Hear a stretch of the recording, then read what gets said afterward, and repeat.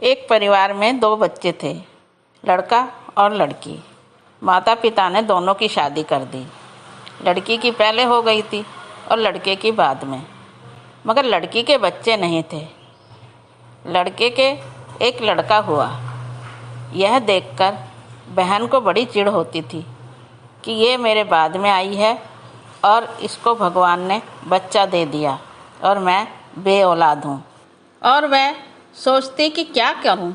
एक दिन ननद अपनी भाभी के पास आकर बोली, भाभी चलो मिट्टी लेकर आते हैं। और वह दोनों मिट्टी लेने चली गई। जहाँ पर मिट्टी खोदनी थी वहाँ पर शाहू माता ने बच्चे दे रखे थे। इस बात का ननद को पता था मगर भाभी को पता नहीं था।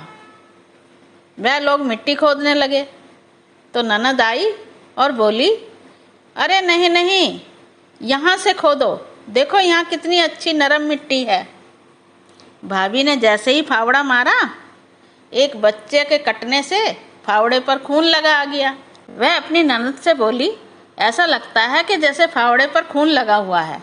उसकी ननद बोली, नहीं नहीं, मिट्टी का रंग ऐसा है, तुम जल्दी से खोदो। और उसने जल्दी जल्दी खोदने के बाद अपनी टोकरी मिट्टी से भरने के बाद बोली, लो मेरे सिर पे रखवा दो, मैं जाती हूँ, और जब कोई आ जाए तो तुम भी अपने सिर पे रख कर आ जाना। और उसने जल्दी से अपनी टोकरी भर ली और भाभी से कहकर अपने सिर पे रखवा ली। और उसकी भाभी अपनी टोकरी भरने लगी। इतने में शाहू माता आ गई। उसने देखा जहाँ से वो मिट्टी खुदी हुई थी वहाँ पे उसके बच्चों के टुकड़े पड़े हुए थे। और वह उसकी भाभी से बोली, अरे तूने ये क्या किया, तूने मेरे 7-8 बच्चे मार दिए। मैं कह रही, माता बच्चे कहाँ हैं? उन्होंने कहा, देख, ये देख, छोटे छोटे टुकड़े कर दिए तूने।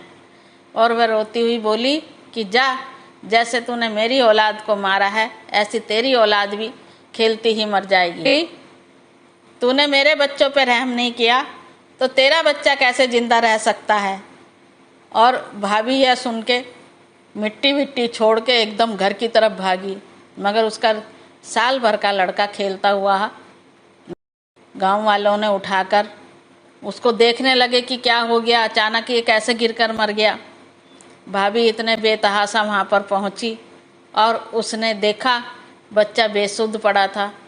वह रोती रोती उसने सारा किस्सा गांव वालों के सामने बताया कि मेरी ननद ने वहाँ से मिट्टी खुदवाई है और इस वजह से उसके बच्चे कटने से उसने मुझे श्राप दिया है। गांव वाले बोले, जब तेरा कसूर नहीं है तो चलो हम चलते हैं। देखो, सारे गांव वाले उस बच्चे को लेकर शाहू माता के पास आए और वहाँ पर देखा शाहू माता अपने बच्चों के टुकड़ों को इकट्ठा करके रो रही थी बैठी हुई। गांव वाले कहने लगे, माता हुआ तो खैर गलत है मगर इस बेचारी का तो कसूर नहीं है, इसे सज़ा मत दे।